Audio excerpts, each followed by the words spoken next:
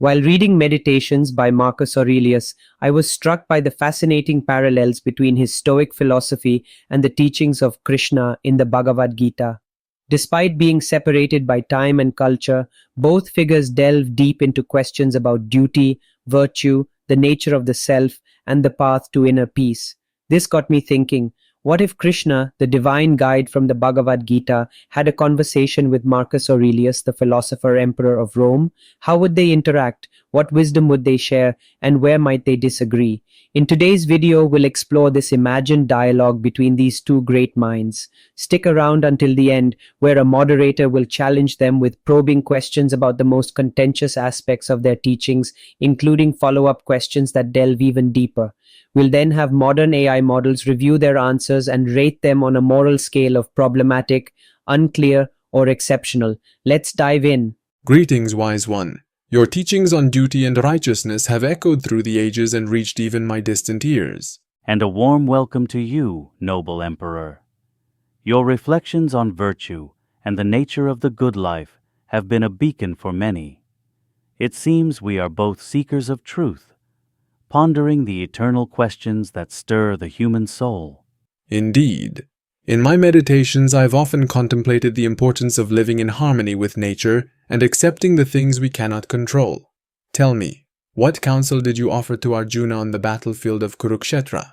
I guided Arjuna to embrace karma yoga, the path of selfless action. I taught him to perform his duty without attachment to the results, to act rightly for the sake of righteousness itself. By focusing on the action and not the outcome, one attains peace.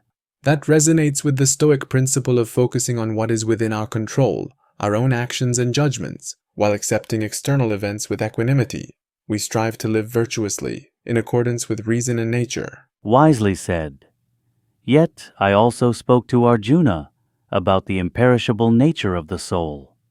While the body is transient, the soul is eternal, untouched by physical death. Recognizing this helps one transcend fear and grief. We Stoics view the soul as rational and believe in cultivating inner virtues.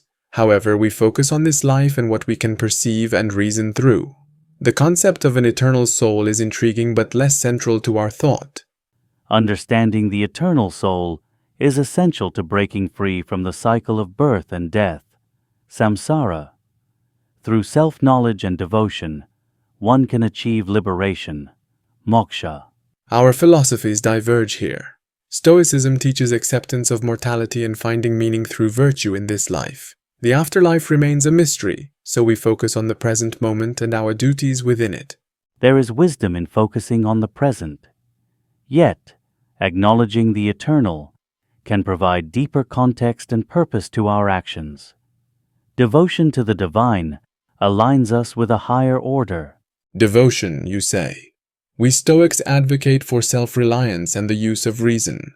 While we acknowledge the gods, we don't see devotion as necessary for virtuous living. Devotion isn't about abandoning reason, but transcending the ego. It's about recognizing a greater reality that interconnects all beings. Through devotion, one cultivates compassion and unity with the universe.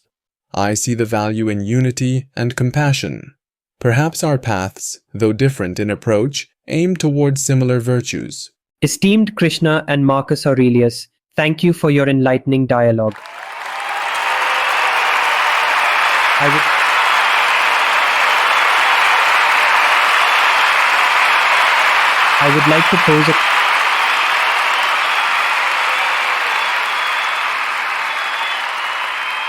I would like to pose a question to each of you, touching upon the more challenging aspects of your teachings. Krishna, your teaching of performing one's duty without attachment to the results, nishkam karma, is profound. However, how can one ensure that detachment doesn't lead to apathy or justify harmful actions without considering their consequences? An insightful question. Detachment is not indifference. It is about relinquishing selfish desires and the ego that binds one to the outcomes. When one acts in accordance with dharma, cosmic law, and duty, guided by righteousness and compassion. Their actions naturally align with the well-being of all. Detachment prevents the corruption of actions by personal gain or fear, ensuring purity of intent. It doesn't absolve one from considering consequences. Rather, it anchors actions in universal ethics beyond personal attachment. But Krishna, history has shown that the concept of duty can be interpreted in various ways, sometimes leading to conflict or oppression. How does one discern true dharma and prevent misusing the notion of duty to justify unethical actions? A vital concern. True dharma is rooted in universal principles of truth, compassion, and harmony. It requires self-awareness and discernment, viveka, to distinguish between ego-driven desires and genuine duty. One must cultivate inner wisdom through study, reflection, and meditation. By connecting with the higher self, individuals can align their actions with the greater good, preventing the distortion of duty for personal or collective harm. Marcus, Stoicism emphasizes reason and virtue as paths to a good life. Yet, how does your philosophy address those who are unable or unwilling to live rationally, those driven by ignorance or destructive impulses? Can Stoicism effectively respond to injustice and inequality in society? A profound challenge. Stoicism acknowledges that not all will live by reason, yet it calls upon those who understand virtue to lead by example. We must practice justice, wisdom, courage, and temperance, not only for ourselves, but to inspire others. While we may not control others' actions, we are responsible for our responses. Addressing injustice involves steadfast commitment to virtue, implementing fair laws, and educating others. Stoicism empowers us to face inequality with resilience and to strive for a just society through personal and civic virtue.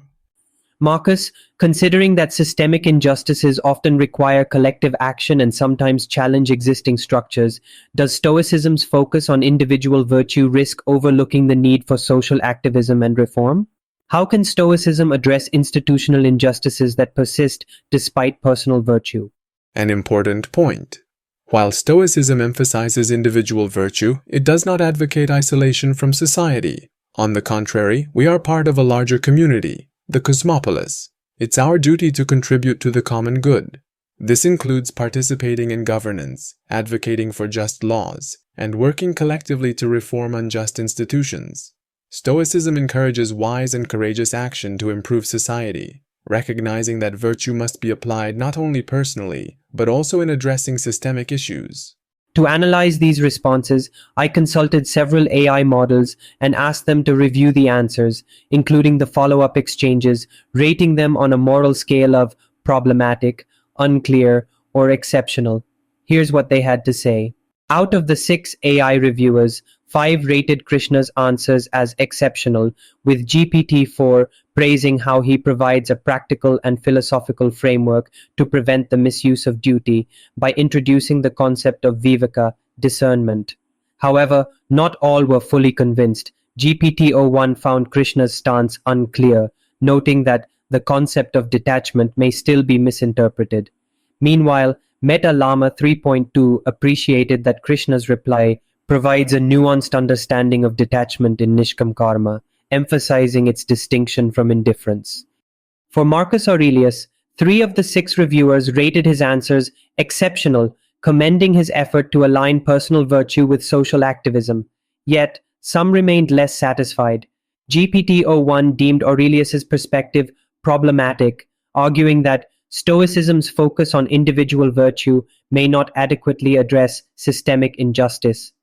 These differing opinions highlight that while Aurelius expands Stoic ethics into the public sphere, questions remain about how effectively virtue alone can tackle ingrained inequalities. In essence, these AI perspectives underscore that even millennia after Krishna and Aurelius shared their wisdom, their teachings remain open to interpretation and debate.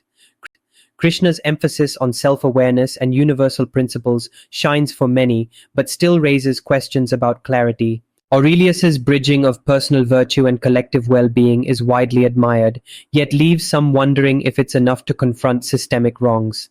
This ongoing dialogue reminds us that ancient insights continue to challenge our moral understanding.